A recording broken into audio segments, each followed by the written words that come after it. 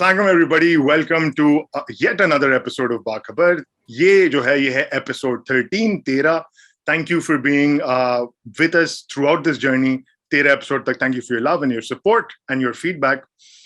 जो हमने पिछले 2 episodes में बात की थी, वो बात की थी specific to Pakistan's trade and its trade potential. Pakistan trade करता क्या है, किसके साथ ट्रेड करता है, and what it has to do to arrive to its full potential of exports. तो ये 2 पिछले एपिसोड्स का जो है वो समरी थी. जो हमने और डिस्कस किया था वो ये डिस्कस किया था कि किन ममालिक के साथ पाकिस्तान ट्रेड सरप्लस में, ट्रेड डेफिसिट में, उसको समझने के लिए, ट्रेड डेफिसिट को जनरली और ट्रेड सरप्लस को समझने के लिए, इस पूरे इंपॉर्टेंट टॉपिक को समझने के लिए बहुत जरूरी है कि हम ये समझ सके कि एक जो हमारा एक्सचेंज रेट है वो क्या है, वो किस तरीके से डिटरमाइन होता है. सो ये काफी कॉम्प्लिकेटेड टॉपिक है काफी लोगों के लिए. सो हमारी कोशिश ये होगी कि इसको बड़ा आसान तरीके से किया जाए, जो अखबारों में मुश्किल अल्फाज यूज करते हैं वो आप तक पहुंचाए जा सकें कि उनका असल में मतलब क्या है. So what I want to do is I want to start off again. We have with us the faithful analyst who has been with us for the past 13 episodes. Faiz is with us. So Faiz, what I want you to start off, if possible, is कि जो लोगों की understanding about the value of a particular currency, the value of the dollar, उसके साथ मुंसलिक जो जुड़े हुए terminologies हैं वो काफी लोगों को कॉम्प्लिकेट करते हैं. And that's one of the things that I get most often as a question. So if you could start us off with the very basics. Thanks Anil for the introduction. So basics अगर हम शुरू करें, what you see headlines में जो दिखता है या अखबारों में जो दिखता है वो 160 का डॉलर है या लगभग इस अमाउंट का है, वो होता है nominal exchange rate. Nominal exchange rate would have incorporated price as well. मैं डिटेल्स थोड़ी सी देता हूँ. अब nominal exchange rate is the rate at which currencies exchange होती है. सो आप पाकिस्तानी रुपये को यूएस डॉलर से एक्सचेंज करना चाहते हैं, आपको 160 रुपयों का $1 मिलेगा. ये तो एक सिंपल सी बात हो गई, राइट? एंड दैट्स समथिंग हर किसी को समझ में आती है कि 160 का हमें डॉलर मिल जाएगा. बट व्हेन कंट्रीज ट्रेड, जो हमने जैसे पिछले एपिसोड में बात करी ट्रेड के बारे में, उनको नहीं फर्क पड़ता कि करेंसीज कितने में एक्सचेंज होती है, उनको फर्क पड़ता है कि आप गुड्स कितने में एक्सचेंज कर सकते हैं, राइट? अगर यूएस में कोई बैठा हुआ है खरीदने वाला, वो पाकिस्तान से कुछ खरीदना चाहता है, ही वांट्स टू सी कि उसके डॉलर कितनी चीजें बाय कर सकते हैं. Real quantity of goods is what matters. ठीक है, तो इसके लिए NER which is nominal exchange rate के साथ साथ होता है real exchange rate. Real exchange rate एक कंट्री से मेजर करते हैं कि अगर यूएस में एक टी शर्ट मिल रही है $10 की और वही चीज पाकिस्तान में मिल रही है 800 रुपए की, राइट? सो अगर आप कन्वर्ट करें $10 वुड बी 1600 रुपए, ठीक है? और पाकिस्तानी रुपए मतलब बेसिकली ही will be able to buy 2 shirts in exchange for 1 shirt अगर वो अमेरिका से खरीद रहा हो पाकिस्तान में शर्टें. ठीक है, 1600 की प्राइस, 1600 टोटल अमाउंट, 800 की प्राइस, 2 शर्टें खरीद सकता है. वही शर्ट वो यूएस में खरीद रहा होगा, उसको एक ही शर्ट मिलेगी. That's is what matters. Goods के कितने एक्सचेंज कर सकते हैं. तो इस एग्जांपल में मैंने जैसे एक्सप्लेन करा, 1600 की यूएस में कॉस्ट करती होगी, पाकिस्तान में वही चीज 800 की होगी. तो रियल एक्सचेंज रेट होगा इसमें 2 होगा. ये बहुत सिंपल सा मैं एग्जांपल भी बता रहा हूँ, इससे बहुत ज्यादा कॉम्प्लिकेटेड होती है सारी चीजें. लेकिन आप ये याद रखें that you don't trade with just one country. चलो सही, US is a big trade partner for us, लेकिन US डॉलर के अलावा हमें और भी सारे कंट्रीज के साथ देखना पड़ेगा कि हम किसके साथ ट्रेड करते हैं, उसके साथ रियल एक्सचेंज रेट उन सब कंट्रीज के साथ क्या क्या होगा, और फिर एक कोई कैलकुलेट करना पड़ेगा number that spits out our exchange rate. ठीक है, ये सब हमें वैसे इतने डिस्कस करने की जरूरत नहीं है. पॉइंट है, स्टेट बैंक एक इंडेक्स रिलीज करता है just like any other central bank in the world, जो कि सारी ये रियल एक्सचेंज रेट्स को इनकॉर्पोरेट करके एक real effective exchange rate report करते हो. ठीक है, रियर कहलाता है ये, REER. अगर आप अखबारों में देखें REER तो ये आपको समझ में आ जाना चाहिए कि this is an index which represents कि आप कितने गुड्स एंड सर्विसेज एक्सचेंज कर सकते हैं from all your trading partners. takes into account a lot of other things के मतलब अगर हम चाइना के साथ ट्रेड इतना करते हैं तो उसकी वेट क्या होना चाहिए चाइना का हमारी करेंसी में. At the same time China जो है यूएस के साथ भी ट्रेड करता है which competes with our exports के हमें शर्टें उधर बेचनी है, चाइना को भी उधर शर्टें बेचनी है. So it's very complicated. We don't have to get into all of those details. Point is सारी कैलकुलेशन होके एक नंबर बाहर निकलता है जो कि कहलाता है रियर. तो ये आई थिंक ये 3 टर्मिनोलॉजीज जानना अच्छा है कि नॉमिनल एक्सचेंज रेट क्या होता है 160 जो हम सुनते हैं, रियल एक्सचेंज रेट क्या होता है एडजस्ट द 160 फॉर यूनिट्स, आप कितने खरीद सकते हैं बेच सकते हैं, और उसमें फिर तीसरा जो होता है सारे कंट्रीज के साथ लेके कि आप कितने यूनिट्स खरीद और बेच सकते हैं with all the your trading partners, that's real.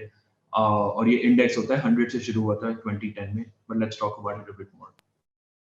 Okay, so 2018 से जो है ना लोगों ने ज्यादा इस पे नजर रखना शुरू कर दी है कि क्या हो रहा है डॉलर के साथ, जो है ना बढ़ रहा है, क्यों इतना एकदम से बढ़ा। So in terms of rear and near, what has happened to the dollar post 2018 so that people have an idea? अब वो इसलिए खबरों में आता है बिकॉज इट्स उसमें शुमार होता है कि वन ऑफ द रीजन हमारी ट्रेड पिकअप नहीं की है बिकॉज हमारी वैल्यू ओवर वैल्यू हो गई थी पीकेआर की, या फिर ज्यादा अप्रिशिएट कर गई थी, और हमने डॉलर जो है कांस्टेंट रखा हुआ था। सो डॉलर कांस्टेंट रखा हुआ था हमने नॉमिनल एक्सचेंज रेट, लेकिन जो वैल्यू जिस चीज की बढ़ रही थी वो था रियल इफेक्टिव एक्सचेंज रेट। अब इसका मैं सिंपल सा आपको एक थोड़ा समझने के लिए एक चीज एक्सप्लेन करनी पड़ेगी कि जब हमारी करेंसी अप्रिशिएट करती है, ठीक है, नॉमिनल एक्सचेंज रेट जो है वो नीचे जाता है, ठीक है। अगर हमारी पीकेआर की वैल्यू बढ़ रही है तो 160 के डॉलर के बजाय हमें 150 का डॉलर मिल जाएगा, right? Is that's simple enough. इसको बोलते हैं अप्रिसिएशन। अगर डिप्रिसिएशन हो रही होती है वो 160 से 170 चले जाएगा, सो वैल्यू गिर जाएगी हमारे पीकेआर की because we will be able to buy less dollars. अब रियल इफेक्टिव एक्सचेंज रेट में उल्टा होता है, जब वो वैल्यू बढ़ रही होती है उसकी 100 पे, वैल्यू बेसिकली 2010 में ऐसी रख दी थी उन्होंने, राइट? इंडेक्स वैल्यू तो आप एक बेस ईयर की लेते हैं, उन्होंने बोला 2010 में 100 हो गई वैल्यू। अब अगर ये 100 से 110 जाती है, that's an appreciation of real, ठीक है। उल्टा होगा उससे कि हम वो 160 से 150 पे जाएंगे तो वो अप्रिसिएशन होगी, रियल में होता है 100 से 110 पे जाएंगे तो वो अप्रिसिएशन होगी। तो basically they move in opposite directions, इतना ही समझने की जरूरत है। क्योंकि अगर आप हमने पहले भी दिखा चुका है जब हमने आईएमएफ की बात की थी, आई थिंक एपिसोड 4 में, तो हम उसमें बोल रहे थे कि रियल और nominal exchange rate different directions में चल रहा था ड्यूरिंग पीएमएलएन टाइम, ठीक है। अब वो क्या क्यों हो रहा था कि हमारी इन्फ्लेशन तो थी कंट्री में, ठीक है। अब इन्फ्लेशन अगर होती है तो आपके goods and services are becoming more expensive, ठीक है। तो आपको टेक्निकली आपकी करेंसी गिरनी चाहिए बिकॉज आपकी value of the PKR is going down, what you can buy with that. लेकिन हमने डॉलर को जो है 100, 102, 105 इसी पे रखा कोई 3 साल तक, एंड तो जब हम नॉमिनल एक्सचेंज रेट को चेंज नहीं होने दे रहे और हमारा real effective exchange rate appreciate हो रहा है, you are becoming worse off, आपकी goods and services are becoming uncompetitive. और ये वैसे नहीं समझ में आता, वैसे लोगों को अगर देखेंगे डॉलर 100 पे ये अच्छा सही है, कुछ चेंज नहीं हो रहा, फिट सीन है, लेकिन that's not what was happening in actuality. And actuality आपकी goods and services were becoming अनकंपेटिटिव।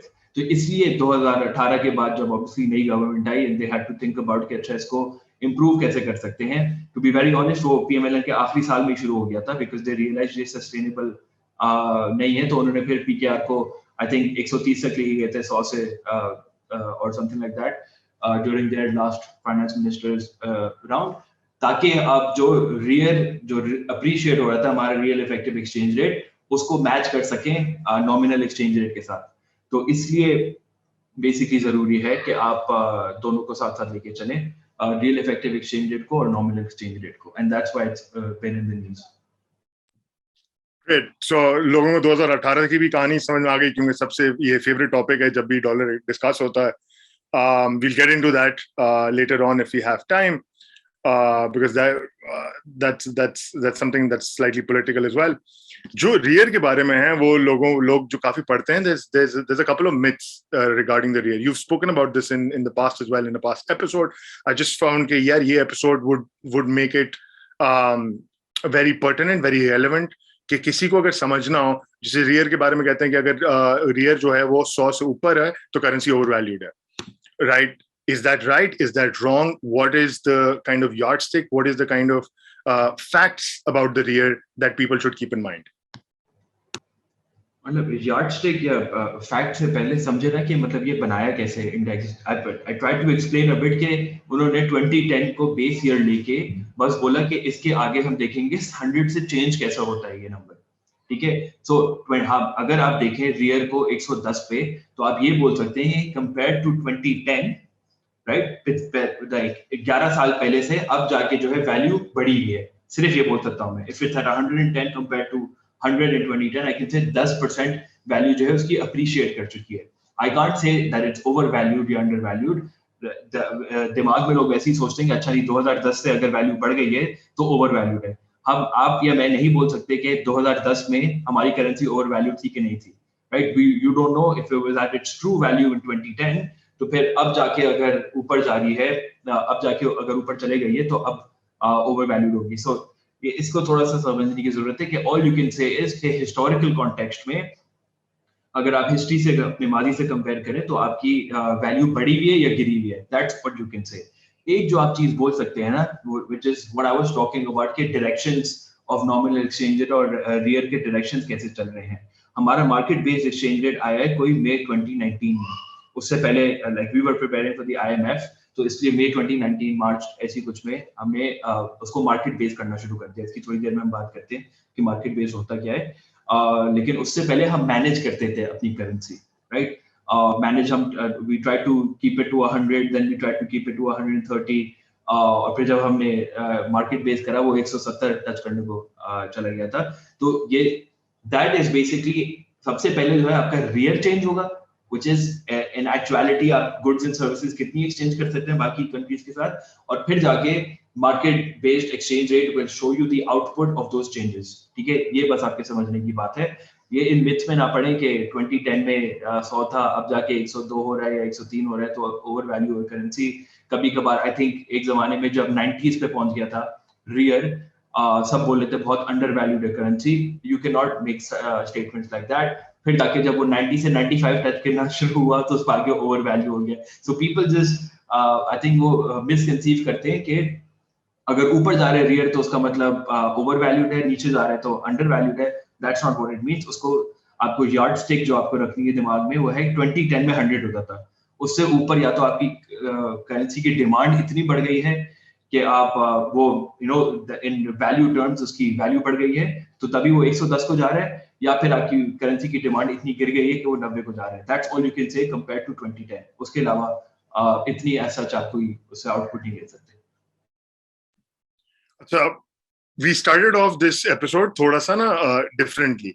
पहले हमने बोला कि ये जो कॉन्सेप्ट्स हैं, जो टर्मिनोलॉजीज हैं जो आप ज्यादातर सुनते होंगे, जो आपका मतलब दिल करता है कि मैं अखबार बंद कर दूं या वेबसाइट बंद कर दूं, पहले तो इनको साइड पे कर लेते हैं। ठीक है, रियर हो गया, नियर हो गया। Now you understand these terminologies and you understand what the circulating myths around them are. अब जो नॉर्मल आम इंसान जो भी ये सुनता है कि आप तो आप बैंक में काम करते हैं या आपका फाइनेंस से दूर दूर से कोई भी ताल्लुक होगा, मुझे तो या किसी को भी मुझे लगता है इस इंडस्ट्री में पहला सवाल ये आता है, यार डॉलर कहाँ जाएगा, डॉलर उठा लूं 170 172.8 लग रहा है मुझे। तो मुझे लगता नहीं है कि पाकिस्तान में कोई शख्स जो कि जिंदा है वो ये बता सकता है, चाहे उसकी चार्टिंग कितनी भी स्ट्रांग हो। समझना सिर्फ ये जरूरी है कि डायरेक्शन ऑफ द डॉलर कहाँ है and what determines supply and demand. इसको जितनी आसानी से Faiz if you can explain कि यार there is a lot of factors I know which are involved, अगर बेसिक तरीके से अगर आप समझा सकें कि सप्लाई और डिमांड ऑफ द डॉलर कैसे इंटरैक्ट करती है और किन किन फैक्टर्स पे डॉलर जो है ना उसकी प्राइस बेस्ड है। नहीं, great, that's a great question कि समझें कि उसके पीछे क्या क्या चीजें हैं रादर देन सेइंग कि हाँ डॉलर किस उसमें जाएगा। सबसे पहले तो आप समझें कि मैंने मार्केट बेस्ड एक्सचेंज रेट की जो अभी बात की थी, आपको वो फर्क आपकी करंट अकाउंट में बहुत आसानी से दिख जाएगा। करंट अकाउंट की भी हमने एपिसोड 4 में बात की थी कि it you know comprises of exports imports, फिर प्राइमरी इनकम आती है, सेकेंडरी इनकम आती है, और आपको फिर करंट अकाउंट डेफिसिट या सरप्लस का पता चल जाता है पाकिस्तान में। जो ये जब इनको कंट्रोल कर रहे थे एक्सचेंज रेट को 100 के अराउंड, उस वक्त आप देखेंगे आपके करंट अकाउंट डेफिसिट्स बहुत बढ़ रहे थे और आपका रियल जो है रियल इफेक्टिव एक्सचेंज रेट वो भी बढ़ रहा था। As soon as they started bringing it to market based exchange rate, आप वो भी देखेंगे पूरी करंट अकाउंट डेफिसिट कम होना शुरू हुआ। I think in May till May we had actually had a surplus, June में चेंज हो जाएगा मेरे ख्याल से, लेकिन till at least May, you had a current account surplus because आप पूरे market based exchange rate पे चल रहे हैं, आपकी currency जो है goods and services की जो export होती है, for example one factor is that उससे improve हो रही है. अब सारे डिमांड एंड सप्लाई आपने मेंशन करी डॉलर्स की, वो समझने के लिए मेरे हिसाब से बेस्ट चीज जो देखने की होती है, and this is by no means the perfect measure क्योंकि इसमें और भी फैक्टर्स होते हैं और फैक्टर्स की भी थोड़ी देर में बात करते हैं. लेकिन अगर आप स्टेट बैंक ऑफ पाकिस्तान की फॉरेन एक्सचेंज रिजर्व्स देखें कि स्टेट बैंक ऑफ पाकिस्तान के अपने अकाउंट में कितने डॉलर्स हैं, उसमें आगे ऊपर कितने हो रहे हैं, नीचे कितने हो रहे हैं, that gives you an idea of supply and demand of dollars. ठीक है, तो सबसे पहली बात जो समझने की है वो ये है कि आप समझे जून 2020 में आई थिंक आपकी कोई 13.7 बिलियन की स्टेट बैंक की रिजर्व्स थी. ठीक है, ये बहुत बेहतर है as compared to the past. लेकिन लेट्स सी ये इस साल पिछले 11 महीने में कैसे इवॉल्व हुई है. पहली बात, एक्सपोर्ट्स डिड रीजनेबली वेल. 11 महीने में हमारी कोई 28.5 बिलियन की एक्सपोर्ट्स हो गई. लेकिन imports at the same time हमने बोला है कि rising imports is not necessarily bad, वो भी जो है कोई 54 बिलियन के करीब आई. तो आपकी एक्सपोर्ट्स आई, इम्पोर्ट्स आई, उसके साथ आपकी रेमिटेंसेस के जितना चर्चा चलता आया पूरे साल, वो भी कोई 27 बिलियन के करीब रेमिटेंसेस आ गए. बाकी सारी छोटी छोटी चीजें करंट अकाउंट की जो हमने पहले बात करी है, प्रॉफिट रिपेट्रिएशन, कभी ग्रांट्स, एड, छोटी छोटी जो बाकी चीजें हैं, वो कोई 700 मिलियन के करीब उसका फर्क पड़ा. तो अगर आप लगभग देखेंगे फॉरेन एक्सचेंज रिजर्व्स को लेके चलेंगे और उसमें देखेंगे करंट अकाउंट डेफिसिट का इम्पैक्ट क्या आया, तो एक्चुअली इस साल करंट अकाउंट सरप्लस का आया है कोई 366 मिलियन का. उसके ऊपर फिर दूसरी साइड पे हमने ये भी बात कर चुकी कि करंट अकाउंट का सरप्लस या deficit needs to be financed by the financial account. Financial account में हमने पहले बात की है एफडीआई आती है. ठीक है, पिछले एपिसोड में हमने इसकी काफी सारी बातें की है. उसमें आती है पोर्टफोलियो इन्वेस्टमेंट, जो कि नया पाकिस्तान सर्टिफिकेट्स में ओवरसीज पाकिस्तानी पैसे डाल रहे हैं फॉर एग्जांपल. ठीक है, वो बॉन्ड्स इन्वेस्टमेंट्स हो गई. स्टॉक्स में अगर पीएसएक्स में पैसे डाल रहे हैं, वो पोर्टफोलियो इन्वेस्टमेंट में आ जाती है. तो एफडीआई ले लें, थोड़ी सी आई पोर्टफोलियो इन्वेस्टमेंट्स ले लें, उसके ऊपर लोन्स जो आते हैं आप बाकी कंट्री से लेते हैं या फिर उनको रिपे करते हैं, वो सब उसमें आ जाता है. That will make up the financial account, और उसका भी जो है पॉजिटिव कंट्रीब्यूशन कोई 4.5 बिलियन के करीब था टू द रिजर्व्स. तो आप लगभग पूरा सबको एड अप करके देखेंगे तो आप देखेंगे 4 बिलियन की रिजर्व्स बढ़ी हैं इस साल स्टेट बैंक की. ठीक है, अब मैं I break this down a bit more, लेकिन 4 बिलियन और टोटल फाइनेंशियल अकाउंट और करंट अकाउंट के को ऐड करेंगे तो उसमें आपको दिखेगा 1 बिलियन का फर्क आ रहा है. अब वो 1 बिलियन वही चीज है जो हमने पहले भी एक जमाने में बात करी है, नेट एरर्स एंड ओमिशंस होते हैं, जो कि लिटरली मींस कि लोग सूट केसेस में डॉलर या तो बाहर लेके जा रहे हैं, कंट्री के अंदर लेके आ रहे हैं. तो अगर 1 बिलियन का भी हमें डेफिसिट दिख रहा है इसमें, इसका मतलब 1 बिलियन डॉलर कोई पाकिस्तान से कैश में गए हैं जो कि अकाउंट फॉर नहीं कर सकते ऑफिशियली स्टेट बैंक की रिजर्व्स में. तो अब इसको इफ आई स्टेप बैक और ये सारे नंबर्स के बारे में सोचें, तो आप डिमांड फॉर डॉलर्स आपकी आती है फ्रॉम इंपोर्ट्स. ठीक है, आपको बाहर से चीजें खरीदना, उनको डॉलर में पेमेंट करनी पड़ेगी. तो सबसे बड़ी आपकी डिमांड 54 बिलियन डॉलर्स की डिमांड जो है आपके पास इंपोर्ट्स है. आपकी सप्लाई ऑफ डॉलर जो आते हैं वो एक्सपोर्ट से आते हैं, वो एफडीआई से आते हैं, वो रेमिटेंसेस से आते हैं, वो पोर्टफोलियो इन्वेस्टमेंट से आते हैं. अगर आप आईएमएफ से लोन ले रहे हैं या फिर किसी और मुल्क से, चाइना से मुल्क अगर चाइना से भी ले रहे हैं, तो वो आपका सप्लाई ऑफ डॉलर्स आ जाता है. ठीक है, तो सप्लाई ऑफ डॉलर्स और डिमांड ऑफ डॉलर्स, ये सब जो है फॉरेन एक्सचेंज रिजर्व्स की मूवमेंट में आपको बहुत क्लियरली नजर आ जाएगा. तो ये पूरा अगर हम चार्ट लगाएं एंड यू विल सी कि इस साल external flows have been positive in Pakistan. ठीक है, तो नेट नेट आपकी रिजर्व्स 4 बिलियन से बढ़ी. इसलिए आज जो आपके कोविड के दौरान आप देखा होगा आपका एक्सचेंज रेट थोड़ा सा गिरा था, अब वो इस पूरे साल जो है कंसिस्टेंटली बढ़ा है, एटलीस्ट टिल में. अभी वापस थोड़ा गिरना शुरू हो गया है बिकॉज आपकी जैसे इकोनॉमी वापस आ रही है, करंट अकाउंट डेफिसिट बढ़ेगा बिकॉज आपकी इंपोर्ट्स बढ़ चुकी हैं, which means your demand for dollars will be high, which means dollar की वैल्यू बढ़ेगी और इसलिए पाकिस्तानी रुपये गिरेगा आगे जाते हुए. पर अगेन आपको जब भी देखना हो कि कौन से फैक्टर्स इसको इन्फ्लुएंस करते हैं, आप सबसे पहले फॉरेन एक्सचेंज रिजर्व्स देखें. उसके अलावा बहुत सारी चीजें हैं जो कि अफेक्ट करेगा. Interest rate, real interest rate to be exact, कि पाकिस्तान में अगर इन्वेस्टर बाहर से पैसे डालेगा उसको रिटर्न क्या मिलेगा, वो भी एक इन्फ्लुएंस करता है एक्सचेंज रेट पे. पोर्टफोलियो इन्वेस्टमेंट जैसे मैंने अभी बात करी, वो बॉन्ड्स इंक्लूड करती हैं. तो इन अ वे अगर इंटरेस्ट रेट ऊपर जा रहा होगा, portfolio investments will go up. ये हमने 2019 में बहुत देखा था, जब आप 13.5% इंटरेस्ट रेट ऑफर कर रहे थे, portfolio investments went really up. लेकिन यही फिर पोर्टफोलियो इन्वेस्टमेंट वेंट डाउन जब इंटरेस्ट रेट गिरा कोविड की वजह से। तो इंटरेस्ट रेट आप ले लें, आप इन्फ्लेशन ले लें, आपकी गुड्स एंड सर्विसेज की वजह से जो वैल्यू है वो गिरती है, और या तो गिरती है ऊपर जाती है बिकॉज ऑफ इन्फ्लेशन। आप डेमोग्राफिक्स देख लें, पॉपुलेशन ग्रोथ कितनी हो रही है कंट्री में, ठीक है, एज डिपेंडेंसी कितनी है, मतलब बहुत सारी चीजें जो एक्सचेंज रेट डिटरमिन करने में जाती हैं। बट कंट्री की आउटलुक कैसी है, राइट? अगर मेरी पीकेआर की डिमांड बढ़ेगी, अगर पीकेआर का सप्लाई बढ़ेगा, अगर पॉपुलेशन ज्यादा ग्रो हो रही होगी और स्टेट बैंक को ज्यादा पैसा प्रिंट करना पड़ेगा फॉर एग्जांपल, ठीक है, ये चीज तक इन्फ्लुएंस करती है आपके एक्सचेंज रेट को। तो बहुत सारी चीजें हैं। फिस्कल डेफिसिट आप देख लें, अगर फिस्कल डेफिसिट बढ़ेंगे तो फिर भी प्रिंट करना पड़ेगा पीकेआर का सप्लाई बढ़ेगा तो फिर एक्सचेंज रेट गिरेगा।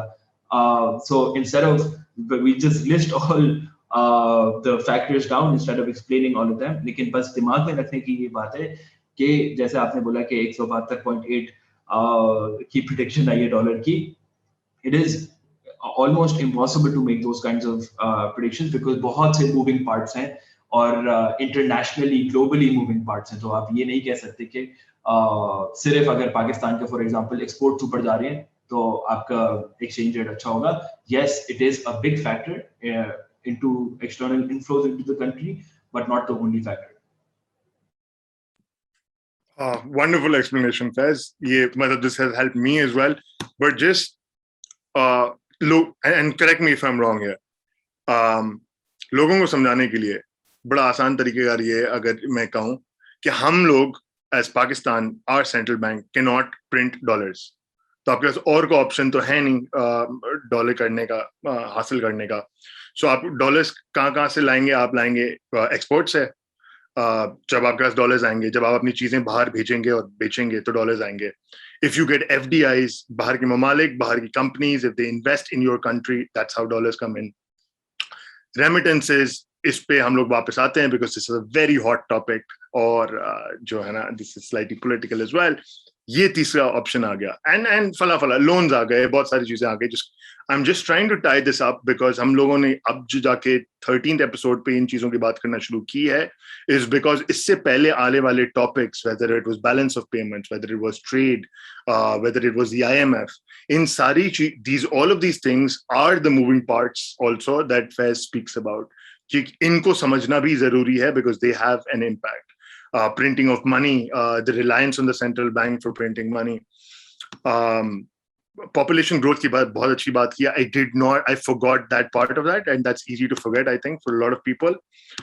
When you print a lot and आपकी currency devalue हो सकती है, and आपके फिर डॉलर्स की जो डिमांड है, जो आपको डॉलर्स पे करने हैं जिनको, that's primarily what your imports are related to.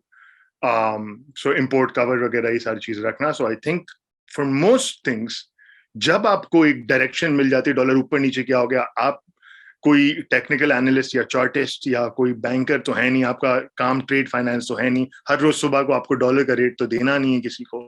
आपको समझना ये जरूरी कि अगर कुछ चीज चल रही है तो उसके पीछे क्या क्या मूविंग पार्ट्स हैं। अच्छा, मुझे ये चीज पिक्चर अब क्लियर हो गई है, this is what has been in the news.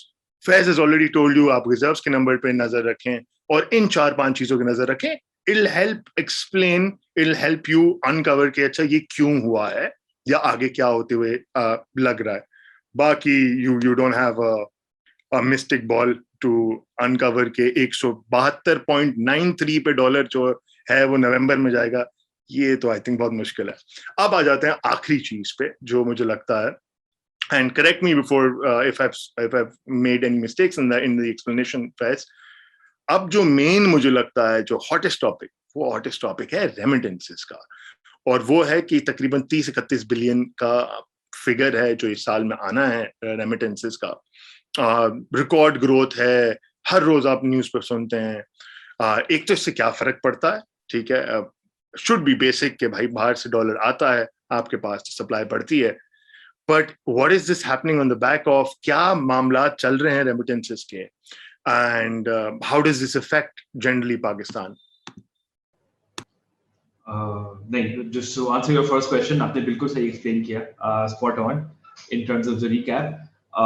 Remittances I think are super important. मतलब सिर्फ hot topic ही नहीं है. जब आप पाकिस्तान के देखें तो मैंने बाकी तो interviews etc किए हैं, उसमें मैंने बोला है remittances are the saving grace of Pakistan, because without remittances आपकी actually I think ये math हो चुकी है कि आपकी real incomes would not be positive without remittances. So remittances GDP में as such count नहीं होती, because it is income earned abroad, तो उसको count होती है GNP में, जो कि है gross national product instead of gross domestic product. हमें फर्क समझने की जरूरत नहीं है. एंड में पाकिस्तानियों के डोमेस्टिकली पाकिस्तानियों के जेबों में पैसे जाते हैं बिकॉज ऑफ रेमिटेंसेस, ठीक है, जिससे आपकी डिमांड बढ़ती है कंट्री में, बिकॉज अगर बाहर से मेरी फैमिली मुझे पैसे भेज रही है पाकिस्तान में, I can spend it on Pakistani goods over here. तो पहली बात तो है remittances are super important to complement incomes in Pakistan. एक और चीज जो है, they are typically shock absorbers, कि पाकिस्तान की अगर मईशत इतना अच्छा नहीं कर रही है, ये 2018-19 में यही हो रहा था कि आपकी इकोनॉमी कॉन्ट्रैक्ट कर रही थी, तो उस वक्त रेमिटेंसेस फिर भी आते रहे, बिकॉज बाहर के ममालिक में वही मसले नहीं हो रहे जो पाकिस्तान में हो रहे हैं. Covid is a very different situation, लेकिन कोविड के अलावा अगर आप देखें कि remittances will provide you stability through out, ठीक है, तो उसको शॉक एब्जॉर्बर की एक इसकी क्वालिटी होती है रेमिटेंसेस की. अब समझते हैं कि रेमिटेंसेस आते कहाँ से हैं, ठीक है. पाकिस्तानी कोई 9 मिलियन ओवरसीज पाकिस्तानी हैं, most of them in the GCC, कोई 50% उधर है, फिर जाके यूके में बहुत सारे हैं, उसके बाद यूएस में आते हैं, और यही सारी कंट्रीज हैं जहां से हमें पैसा भी सबसे ज्यादा आता है. To give you context of कि 2021 में इतना चर्चा क्यों चला है रेमिटेंसेस का, स्पेशली ड्यूरिंग कोविड, तो 2019 में कोई 22 बिलियन के करीब आपके रेमिटेंसेस आए थे, ठीक है. Every year you are setting a record, तो वो बोलना थोड़ा बेकार है कि उस जमाने में one of the highest ever remittances. उसके बाद वापस जब कोविड हिट हुआ तो सबने बोला 2020 में तो रेमिटेंसेस बहुत नीचे जाएंगे, you know there are layoffs in the GCC, लोगों को जॉब्स छोड़ के वापस आना पड़ रहा है. यूएस में अपने मसले चल रहे थे, यूके में और मसले चल रहे थे कोविड के, तो रेमिटेंसेस कम हो जाएंगे आखिरी 3-4 महीने में of the fiscal year that ends in June 2020. लेकिन again remittances turned out to be the shock absorber. अन्य वहां पैसा है पाकिस्तान में because of remittances. I think it went up by 6% or something in 2020. Yeah, so 6%, 23.1 billion remittances आए पिछले साल. फिर था इस साल नई वो बस you know when people were losing their jobs in GCC, उनके उधर के अकाउंट्स में जो आखिरी पैसा था वो वापस भेज रहे हैं, ये भी बात चली थी. which मैं ये नहीं बोल रहा कि ये सब गलत बातें हैं, I'm saying ये सब होने के बावजूद रेमिटेंसेस ऊपर गए. फिर जाके 2021 में अभी तक 11th मंथ में मई में ही कोई I think the remittances are up 30%. 30% remittances are up. Primarily I think because my personal opinion, ये पैसा वैसे भी आता था लेकिन ये ट्रांसलेट नहीं होता था थ्रू फॉर्मल चैनल्स, ठीक है. अब जब हुंडी और हवाला थोड़े लिमिटेड हो गए ड्यूरिंग कोविड, क्योंकि ट्रैवल इतना ज्यादा नहीं हो पाया, तो लोगों ने फॉर्मल चैनल्स यूज करने शुरू कर दिए. अब जबकि ट्रैवल वापस आ भी गया है, I think most people realise कि इतने बुरे नहीं है इनफॉर्मल फॉर्मल चैनल्स, तो फिर let's continue using these formal channels. तो इसकी वजह से कोई 30% ग्रोथ हो रही है रेमिटेंसेस में, which will translate into eventual GDP growth when people spend in Pakistan, ठीक है. आपने तभी इस पे फोकस इतना कर रही है स्टेट बैंक ऑफ पाकिस्तान. आप लोगों ने सुना होगा रोशन डिजिटल अकाउंट के बारे में, ठीक है. रोशन डिजिटल अकाउंट्स ने आई थिंक लेस देन 9 महीने में कोई 1.5 बिलियन डॉलर्स भेज, इनके थ्रू 1.5 बिलियन डॉलर आ चुके हैं पाकिस्तान में, which is a massive amount, ठीक है. Remittances alone are up by 6 billion dollars in 2021. अब 6 बिलियन डॉलर अगर आप लोगों को याद हो, IMF का लोन भी हमें 6 बिलियन डॉलर का मिला है, और ये रेमिटेंसेस आते हैं without any conditions, without interest rate payments that are due later. तो बहुत ही ज्यादा हमें शुक्रिया करना चाहिए ओवरसीज पाकिस्तानीज का इन जनरल, कि you know I think it will help boost our economy a lot in the future, and it is doing that right now as well. Roshan digital मैंने बस मेंशन किया, उसमें हमें बाकी episode से थोड़ा सा लिंक करना चाहूंगा कि सारा का सारा पैसा जो रोशन डिजिटल अकाउंट्स में आ रहा है वो सब रेमिटेंसेस में काउंट नहीं होता. आई थिंक रेमिटेंसेस का कोई 600 मिलियन तक उसका अकाउंट होगा, कोई 30% 32% I think is into remittances, जो अभी तक 1.5-1.6 billion आए हैं. 2/3 the majority has gone into ये नया Pakistan certificates, both Islamic and conventional. 180 I think 180,000 accounts खुल चुके हैं, so 180,000 Pakistanis across the world. और स्टेट बैंक की वेबसाइट पे कंट्रीज के नंबर भी लिखा हुआ है कि कितने कंट्रीज से आए हुए हैं. उन्होंने रिपोर्टिंग काफी ट्रांसपेरेंट कर दिया अब टू जस्ट सी के इम्पैक्ट कितना ज्यादा हो रहा है रोशन डिजिटल अकाउंट्स का. Naya Pakistan certificate again will help the government raise money at, चले अभी रेट्स हाई हैं, कोई 6-7% on dollars is an amazing rate to offer to overseas Pakistani, but it's also a really bad rate for the country to pay going forward of interest. तो देखना पड़ेगा ये कैसे rate evolve होता है. अभी फिलहाल I think it's doing wonders for the country. जो एक वंडर नहीं कर रहा वो है आपको जिससे ज्यादा मतलब होता है कि पाकिस्तान स्टॉक एक्सचेंज में सिर्फ 1% of the money has come into that, कोई $16 मिलियन के करीब. बाकी सारा ज्यादातर नया पाकिस्तान सर्टिफिकेट में गया है. Right. So Roshan digital accounts जो हैं वो वैसे भी they've become the center of the news, and ऐसा नहीं है. I think it's a solid initiative by the State Bank. I think the State Bank वैसे भी has been taking solid initiatives. I think if there is one hero that you should take after all of these episodes is Raza Bakar साहब. आप बाकायदा उनके साथ जाके देखें. They've been leading a wonderful series of initiatives that have made things a lot more streamlined, and there are a lot more exciting initiatives coming to like they're putting it in the pipeline. अब आगे देखने वाली चीज है कि उसका जो benefit है वो कितनी जल्दी आता है, या whether we are able to maximize the potential or the political scenario hijacks these things.